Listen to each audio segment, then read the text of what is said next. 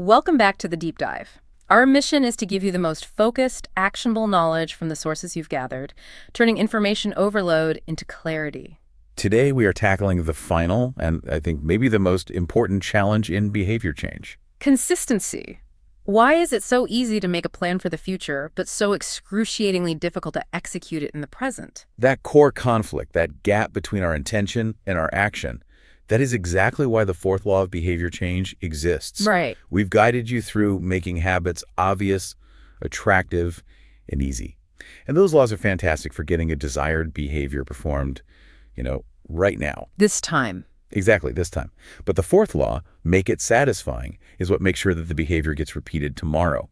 It completes that critical feedback loop. If an action isn't satisfying, the brain just vetoes it. And the challenge isn't just that we forget. The challenge is that the rewards for the things that are good for us are almost always delayed. You can intellectualize the benefits of exercising, but the immediate reward is, well, it's sweat and exhaustion.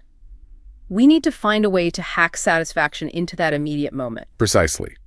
And the power of immediate pleasure to drive long-term change was demonstrated decades ago in a public health experiment. I think this surprising case study of Stephen Luby in Karachi, Pakistan in the late 90s really hammers this home. Okay, so tell us about Karachi back then. What was the context for this? Karachi is incredibly dense. At the time, millions of residents were living in slums environments where waste removal was non-existent and clean water was scarce. So rampant disease. Rampant. Diarrhea, vomiting, pneumonia were all common, especially for children. So Luby's team wanted to tackle this, and they decided to focus on hand washing. Which seems so intuitive, right? I mean, everyone knows you should wash your hands. Exactly. That was the twist. The residents weren't ignorant. They knew hand washing was important. They just weren't consistent. They might use a tiny bit of water very quickly, or, forget entirely before handling food, or only wash one hand properly. The knowledge was there. The execution was not. So Luby realized the problem wasn't education, it was reinforcement. The act itself was neither memorable nor enjoyable. Yes. So how did they inject satisfaction into a mundane, necessary chore? I know they partnered with Procter & Gamble. They did. And they introduced Safeguard soap. But not just any soap. Safeguard was seen as a premium brand in the region. Okay. And crucially, it was formulated to produce this rich lather. It foamed up instantly, and it had a distinct, very appealing scent. Luby called it a strong, positive sensory signal. For the first time, hand washing wasn't just about rinse and grime. It was a slightly pleasurable, almost luxurious experience. And here's where it gets really interesting.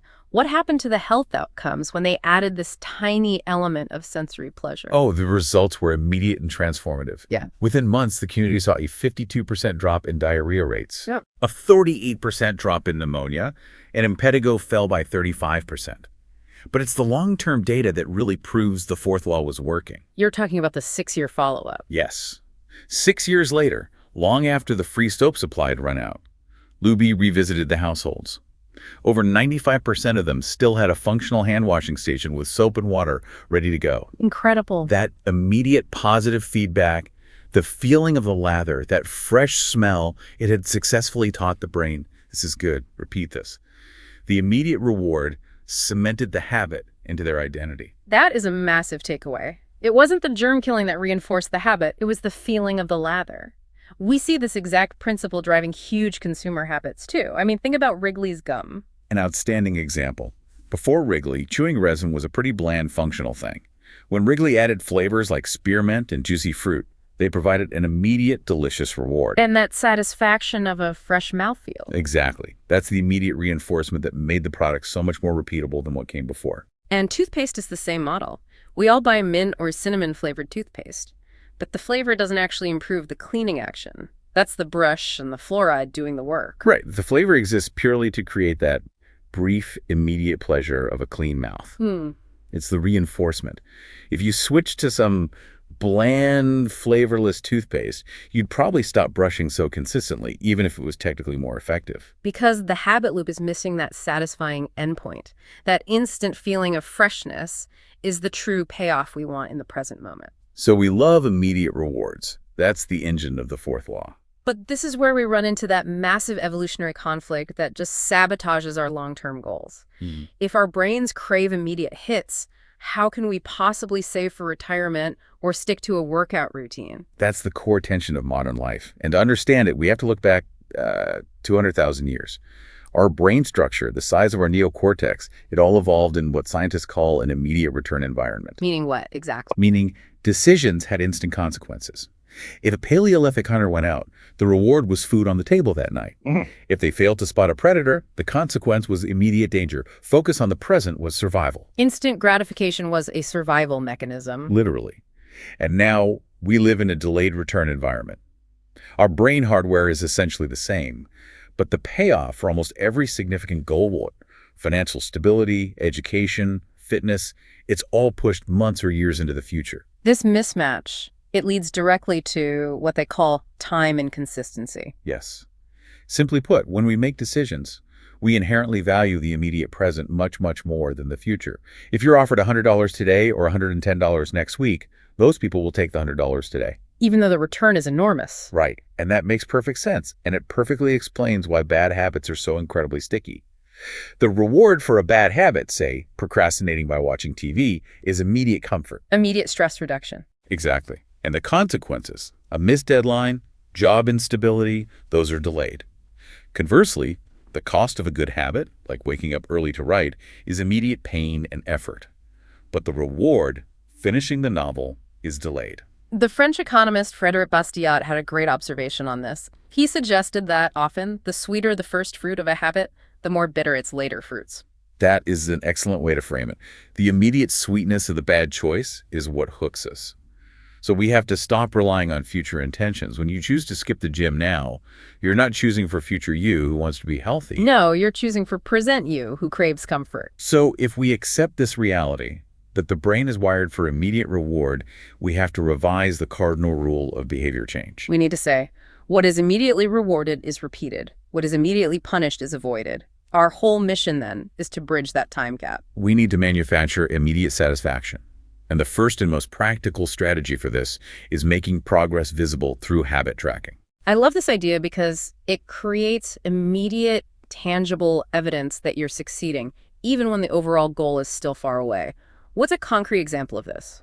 There's a fantastic story from 1993 about a stockbroker named Trent Dearsmid. He was a complete rookie, and he managed to bring in $5 million in 18 months. And he attributed it to the paperclip strategy. Hyperclip strategy. He started every day with 2 jars on his desk. One jar held 120 paperclips, the other was empty. His job was sales calls. After every single call he made, he would move one paperclip from the full jar to the empty one. That's genius in its simplicity. It's not about the $5 million, which is the delayed reward. It's about the immediate satisfaction of hearing that click and seeing the evidence move from one jar to the other. That's it. The movement of the paperclip provides a clear, immediate visual measure of success. That small act reinforces the behavior instantly. Whether it's paperclips or crossing off an X on a calendar, this visual feedback tells your brain, I'm winning, this feels good. And habit tracking is so powerful because it hits multiple laws at once, doesn't it? For the fourth law, crossing off the item provides that microdose of satisfaction. But what about the other 3? It connects beautifully. Tracking makes the habit obvious. That streak of X's on your calendar is a visual cue that you need to act. Studies on health habits show people who kept a daily food log lost twice the weight, just because the tracking kept it top of mind. And it's attractive. It is, because progress is deeply motivating. When you see that streak, you don't want to break it. That's the whole never break the chain mentality from Jerry Seinfeld. He wasn't focused on if the joke he wrote that day was good. He was focused on maintaining the streak. It's an identity shift. I'm the type of person who shows up to write every day. And reaffirming your identity is profoundly satisfying. But we have to address the caveat here. Tracking can sometimes feel like a hassle, like an administrative chore. Right, the tracking burden. So what's the solution? First, automate wherever possible. Use a Fitbit for steps or review bank statements for spending. Second, if you must track manually, only track your most crucial habits. And third, use the habit stacking formula to integrate it. So you combine it with an existing habit. Precisely. After current habit, I will track my habit. So, after I put my plate in the dishwasher, I will log my meal. This makes tracking less of an optional chore and more of a final step. The receipt of completion. Okay, now let's pivot to the dark side. If we want to reinforce good habits with immediate satisfaction, we have to apply the inversion of the fourth law to break bad ones. Make it immediately unsatisfying. We need to increase the speed and the cost of the punishment. The consequences for bad habits are often way too slow.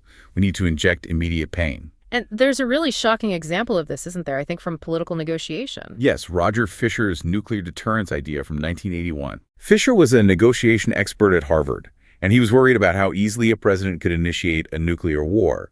The consequences were delayed, global annihilation, and the process was abstract. His proposal was controversial. He wanted to implant the nuclear launch codes next to a volunteer's heart. So the president would have to physically kill a human being with his own hands to retrieve the codes before launching. The idea was to bring the consequence into the immediate present, to force the president to face the tangible, immediate pain, the blood on the White House carpet, before committing to the ultimate destruction. It's grotesque, but the lesson is undeniable.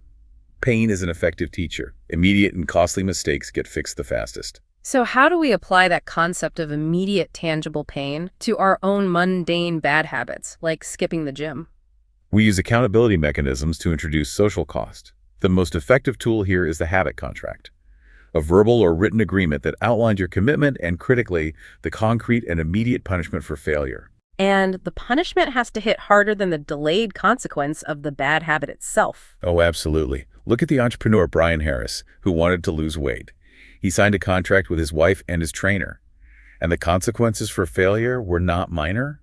What were they? If he missed logging his food, he had to dress up in a suit and tie for work every day for the rest of the quarter, a massive inconvenience. Or pay his trainer a $200 penalty. Wait, I remember there was one that was even worse than the financial cost, a social penalty. The ultimate humiliation, having to wear the apparel of a rival sports team. That targets your social self. We care deeply about not wanting people we respect to see us as lazy or untrustworthy. And you can even automate that punishment. Thomas Frank set up a system for waking up early.